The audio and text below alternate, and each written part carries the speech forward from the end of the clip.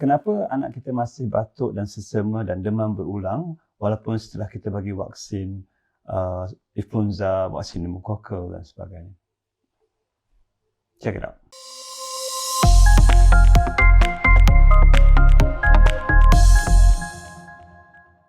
Assalamualaikum warahmatullahi wabarakatuh. Dan saya Funi lagi. Topik hari ini dia berkaitan dengan topik-topik yang sebelum ini. Sebelum ini kita bincangkan berkenaan dengan jangkitan paru-paru atau pneumonia, berkenaan dengan vaksin-vaksin tambahan, pneumokokal, influenza dan sebagainya.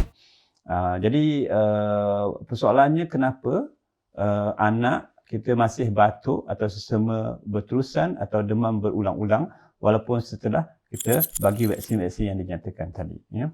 Seperti yang saya nyatakan sebelum ini, vaksin-vaksin yang dinyatakan itu hanya prevent atau untuk mencegah jangkitan-jangkitan yang spesifik kepada kuman-kuman yang berkenaan. Ya. Contohnya pneumokokal hanya untuk prevent jangkitan pneumokokal, influenza untuk prevent jangkitan influenza, dan of course dia tak prevent untuk jangkitan-jangkitan lain.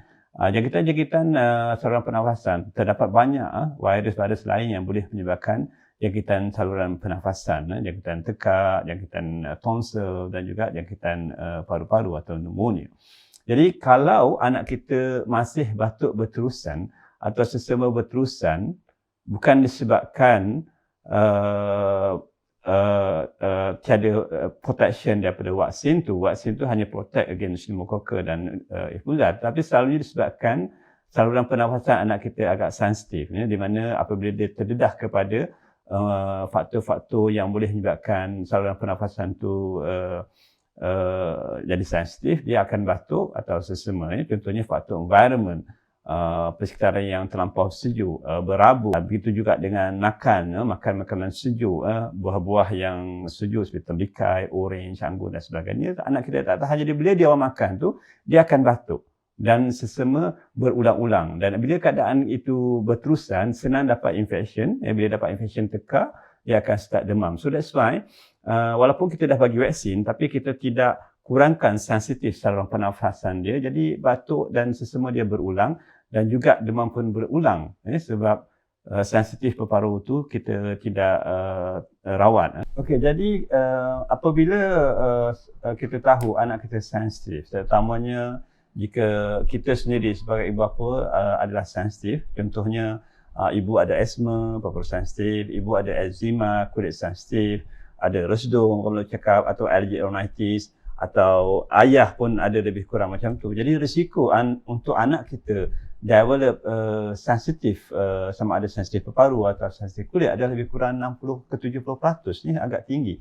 Jadi kalau macam tu, kita kena jaga persekitaran dan makan minum anak kita sebab kita tahu anak kita sensitif.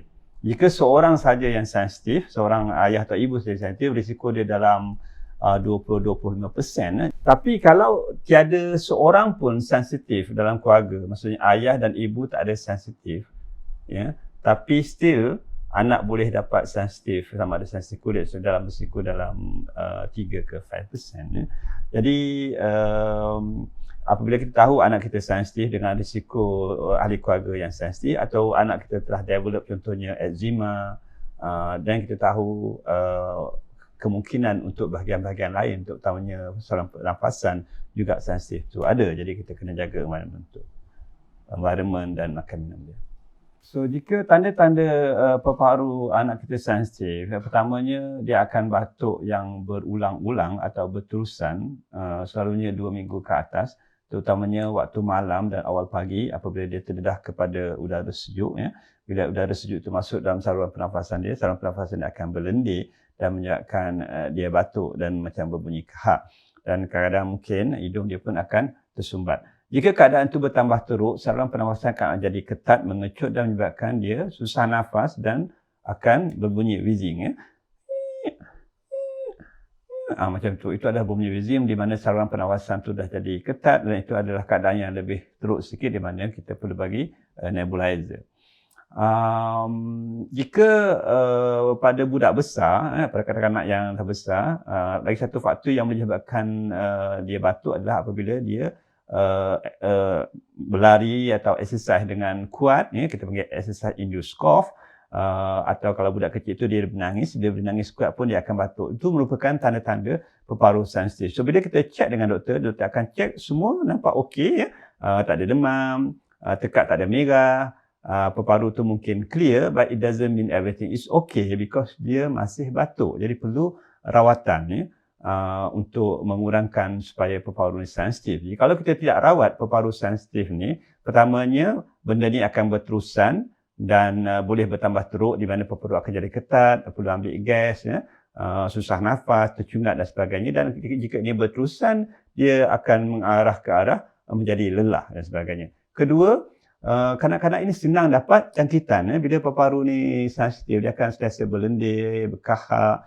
Jadi senang dapat infection. So kalau dalam keadaan itu dia pergi ke tempat yang ramai orang atau tidak kepada environment yang banyak virus, bakteri dan sebagainya, so dia senang dapat jangkitan, dia akan start demam. So kalau kita rawat jangkitan saja dengan bagi antibiotik untuk jangkitan tekak dan sebagainya, insya-Allah jangkitan itu akan hilang, demam pun akan kurang, tapi batuk dia tidak hilang. Sesama dia tidak hilang. So, bila sesama dia tak hilang, lepas seminggu atau 2 minggu, dia akan dapat jangkitan yang lain dan dia akan demam semula. So, keadaan ini menyebabkan kanak-kanak tu batuk berulang atau berterusan dan demam yang berulang-ulang. Walaupun kita telah bagi vaksin pneumokokal, walaupun kita telah bagi vaksin influenza, tapi ada jangkitan-jangkitan lain yang tidak ada vaksin dan oleh kerana peparuh dia sensitif, risiko untuk dapat jangkitan tersebut tinggi. Jadi kita punya aim adalah pertama, bagi vaksin untuk pastikan dia tidak dapat jangkitan-jangkitan yang serius seperti pneumonia dan influenza,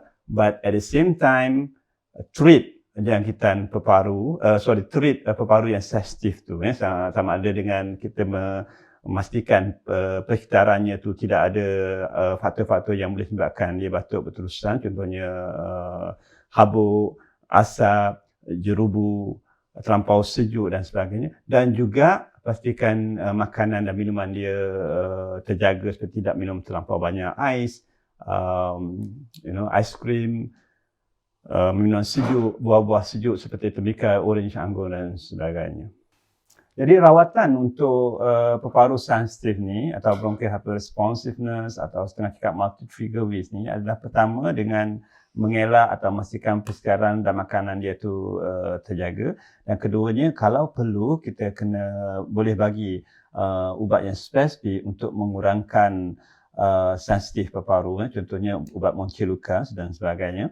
Begitu juga kalau hidung dia sensitif, kena pastikan kita treat allergic rhinitis atau hidung yang sensitif tu dengan ubat yang spesifik supaya dia tidak berterusan sesama. Kalau berterusan sesama, satu, dia akan senang batuk, dia akan postnasal drip, dia akan meleleh sesama tu ke tekak, dan juga kadang bila di hidung dia sumbat, bila dia tidur mulut terbuka dan juga akan senang tekak tu kering dan senang dapat inflamasi tekak.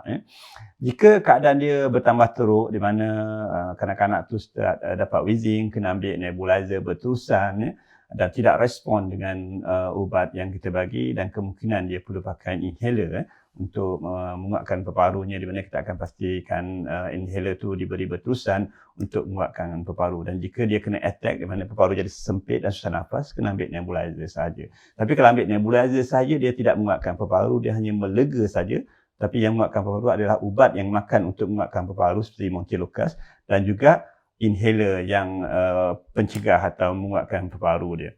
Jadi setakat ini sajalah topik untuk hari ini, di mana saya nak pastikan bahawa kita faham bahawa pemberian vaksin hanya untuk mengurangkan jangkitan kepada spesifik jangkitan seperti pneumokokal untuk kuman pneumokokal, influenza untuk kuman influenza. Tapi kalau anak kita mempunyai peparuh yang sensitif, pastikan kita rawat peparuh sensitif itu kalau perlu. Kalau tidak, dia akan still dapat batuk-batuk yang berterusan dan juga still akan dapat demam-demam yang berterusan kerana dua benda ni berbeza. Jadi untuk secara komplitnya kita buat dua-dua, pastikan kita ambil vaksin untuk jangkitan-jangkitan yang serius, seperti yang tadi pneumokokal, influenza dan vaksinasi yang lain yang seperti nyatakan dalam video yang lepas. At the same time, kalau anak kita mempunyai tanda-tanda peparuh yang sensitif, pastikan kita mendapat rawatan untuk memastikan peparuh kita tu tidak sensitif, dan jaga environment, jaga makan minum dia supaya dia tak senang dapat batuk dan sebagainya. Hopefully dengan membuat dua-dua ni, anak kita boleh tahan jika terdedah kepada environment yang dia tidak tahan atau termakan terminum benda-benda yang dia tidak tahan. Jadi setakat itu sajalah. Semoga informasi ini bermanfaat kepada kita semua dan kita faham kenapa anak kita masih batuk dan perlu rawatan walaupun setelah bagi vaksin. Itulah setakat ini sajalah. Happy parenting. Assalamualaikum warahmatullahi wabarakatuh.